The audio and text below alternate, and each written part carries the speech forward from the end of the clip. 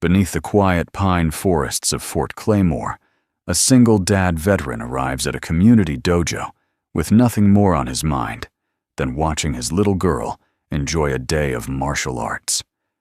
But when 12 black belts challenge him to fight, and a decorated female SEAL commander freezes at the sight of a mysterious tattoo on his arm, the room falls silent. Who is this man the military once believed lost forever? What secret does the ink on his skin carry? And how will his quiet strength change everyone who witnesses it? This is a story of hidden heroism, unshakable love, and the kind of courage that turns silence into power. A crisp October morning spread over Fort Claymore like a polished sheet of blue steel. The military training compound, half base, half community center, was alive with energy. From the parking lot came the rhythmic crack of wooden staffs, the sharp shouts of karate drills, and the deep, steady beat of a flag snapping in the breeze.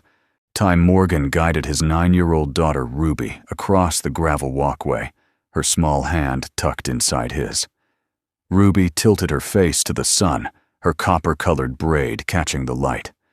"It smells like autumn and paint," she said with a giggle, noticing the faint scent of fresh varnish from the renovated gym. Ty smiled, a quiet crease forming at the corner of his mouth. "That's new mats and pine boards," he told her. "Good floors make better landings." He wore what he always did, faded green Navy-issue field jacket, well-worn jeans and boots that had outlasted 2 deployments. His long, dark blonde hair was tied back, and a hint of stubble shadowed his strong jaw. A man who once belonged to the Navy SEALs might have been expected to stride with the stiff bearing of parade ground formality. Instead, Ty moved with an easy, measured gait, every motion controlled and deliberate.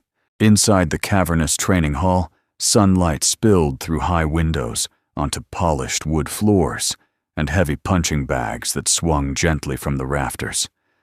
Soldiers in athletic gear and civilians from the nearby town mingled around the sparring circles.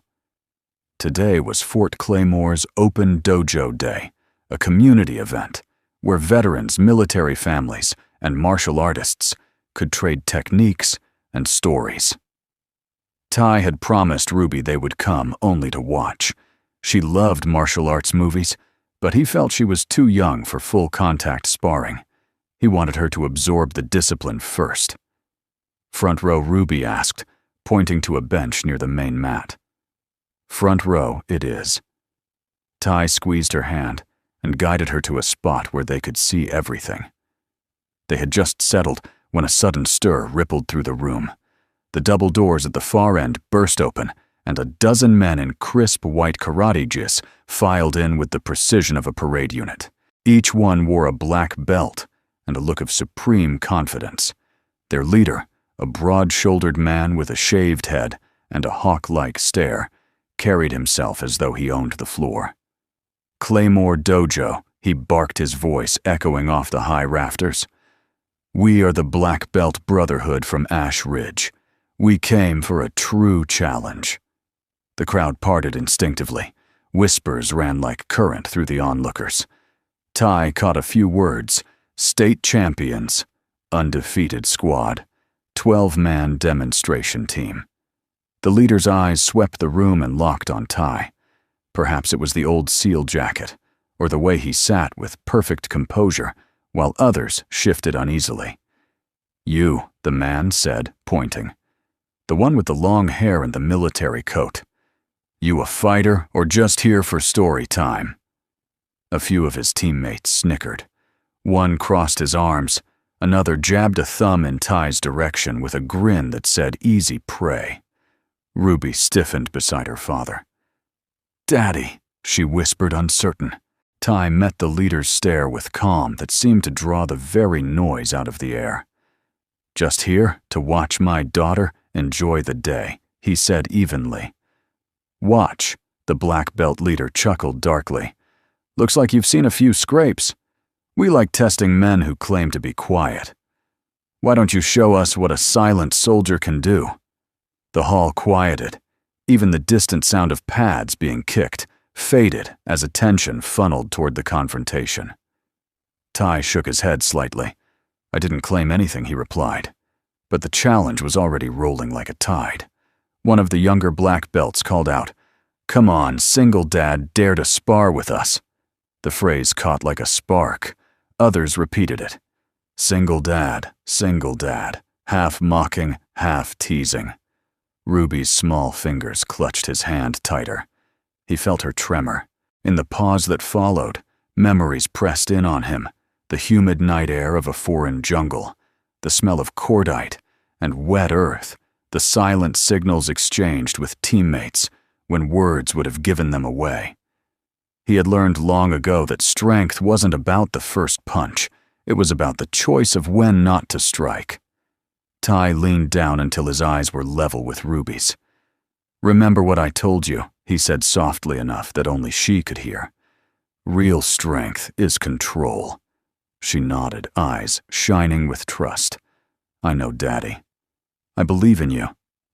Something in that whisper steadied him more than 1,000 drills.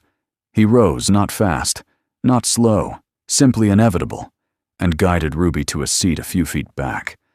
Then he stepped forward until the polished floor creaked under his boots. "I came to watch with my daughter," Ty said to the leader, his voice carrying without effort. "But if it will bring peace to this room, I'll stand on your mat. Not to hurt, not to brag, to share what was once shared with me." The shift was subtle but real. Murmurs died. A few of the soldiers in training uniforms straightened unconsciously, as if responding to a familiar cadence of authority. The black belt leader smirked, but the edge of mockery dulled. "We'll see if your quiet talk matches action," he said. Before anyone could move, the far doors opened again with a metallic click. Sunlight sliced through the entryway, and a tall figure stepped inside, an athletic woman in navy dress, blues ribbons catching the light. The room instinctively stiffened. She scanned the crowd, her gaze sharp, searching, and stopped cold when it fell on Ty. For a heartbeat, the world seemed to narrow to the space between them. Her breath caught.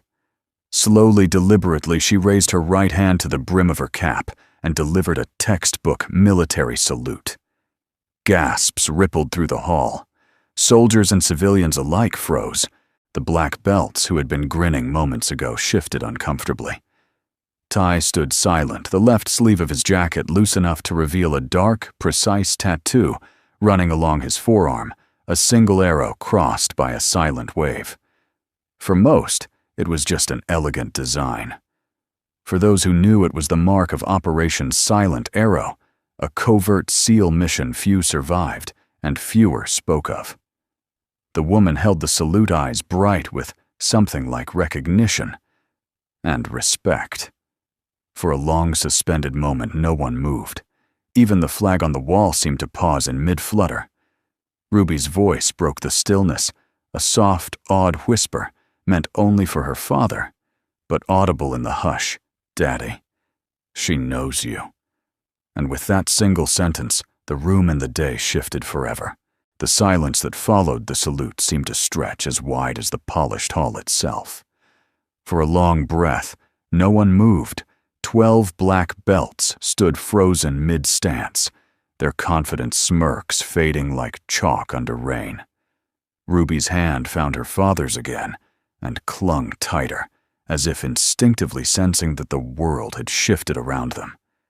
Ella Grace, her name whispered in low tones, as recognition flickered across a few soldiers' faces, lowered her hand at last. The measured motion of the salute had been a statement, not a performance. To those who understood its language, it said, "Honor rendered mission, remembered, warrior recognized." Ty inclined his head slightly in return.